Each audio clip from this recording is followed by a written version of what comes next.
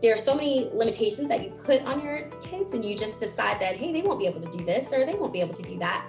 That was a personal struggle that I had to overcome, and realizing that, hey, these kids, even though they're 5, some of them maybe 6, can do so many things. Hello, my name is Deanna McFarland. I'm a kindergarten remote teacher, and this is my teacher story.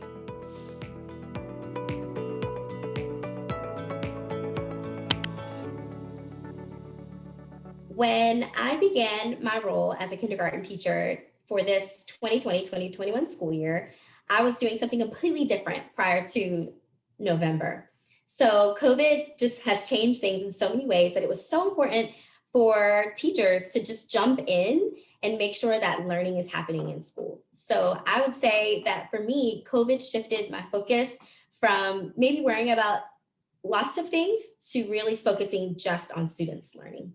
The biggest struggle that I personally had was just my need to be a perfectionist and for everything to go exactly the way that I wanted to go. And I had to completely release that. Uh, Teaching kindergarten, especially, there are so many limitations that you put on your kids, and you just decide that, hey, they won't be able to do this or they won't be able to do that. And so I would say that that was a personal struggle that I had to overcome, and realizing that, hey, these kids, even though they're 5, some of them maybe 6, can do so many things. So that was the hardest part for me of going through this remote learning period. So for my students, I wanted them, especially entering kindergarten, to have the most amazing kindergarten year that they could have, because this completely sets the tone for how they feel about school, in my opinion. And so what myself and my team did was we created monthly, some of us even did biweekly packets where we inserted all of their materials. We put in craft materials, we put in consumable materials. We would give them little trinkets or just little motivational stickers and bags and just different things that they could pull out and have as a reward.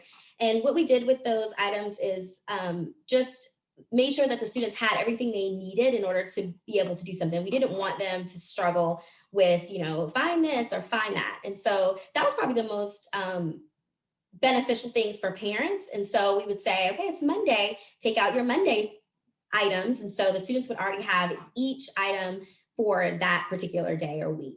And so when I went to monthly packets, I pretty much did the same thing. So we sent home a bean sprout so that we could plant seeds when we were doing a plant unit.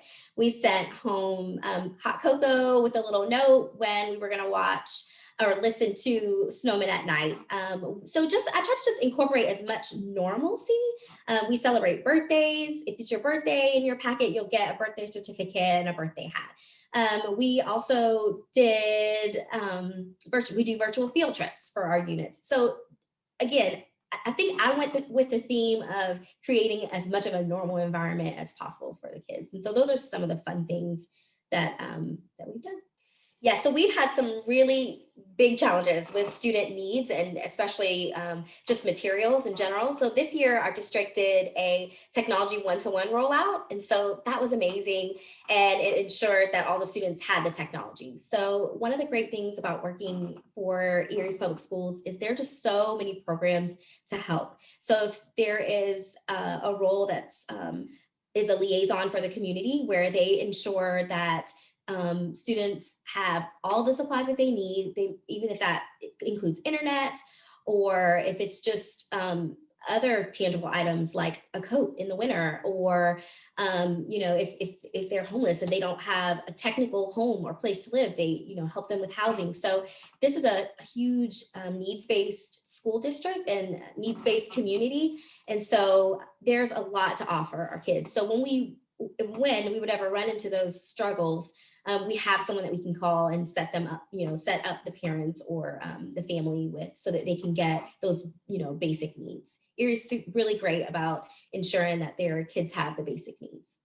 My passion is reading and, just ELA in general. And so what I was so excited about from winning the grant with Learning A to Z was the opportunity to get access to those reading records and to be able to get my kids on level text and be able to have more concise guided reading groups.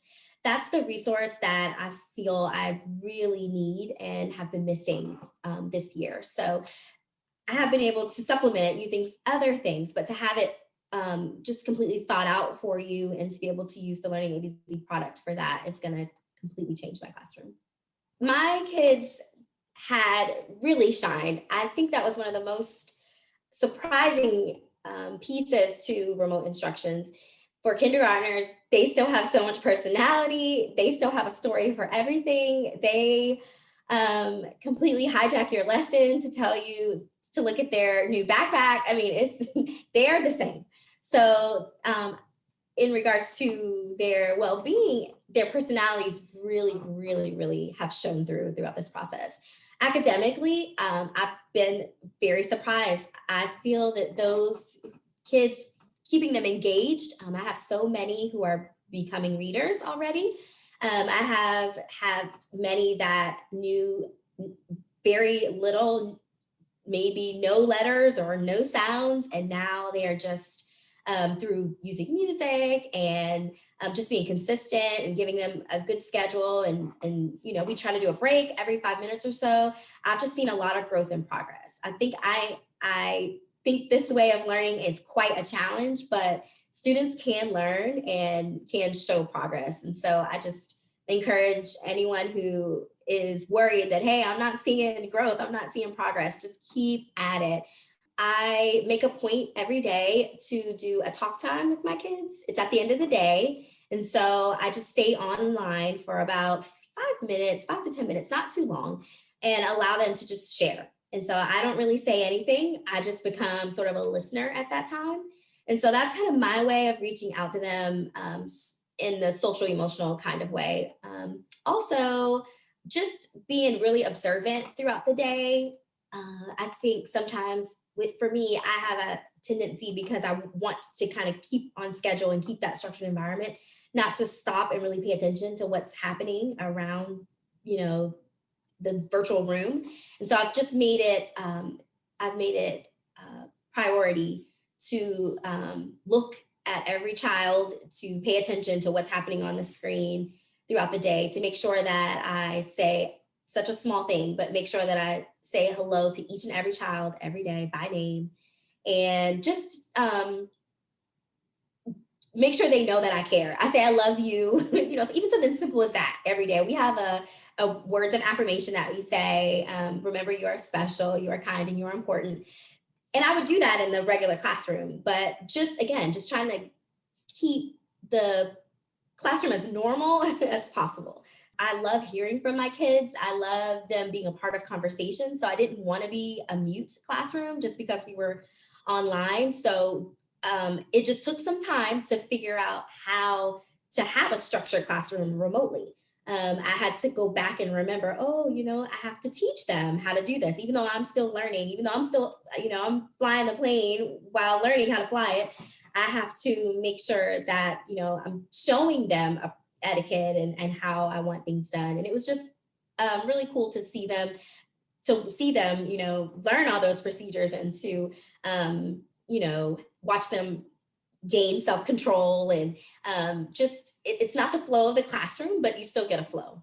So my family actually dealt with COVID-19 and had to go on a quarantine. And so it was extremely stressful. There were moments when you're just completely worried about your health, and you're completely worried about the health of your family member. And I was well, so I had to continue to do my job, although remotely.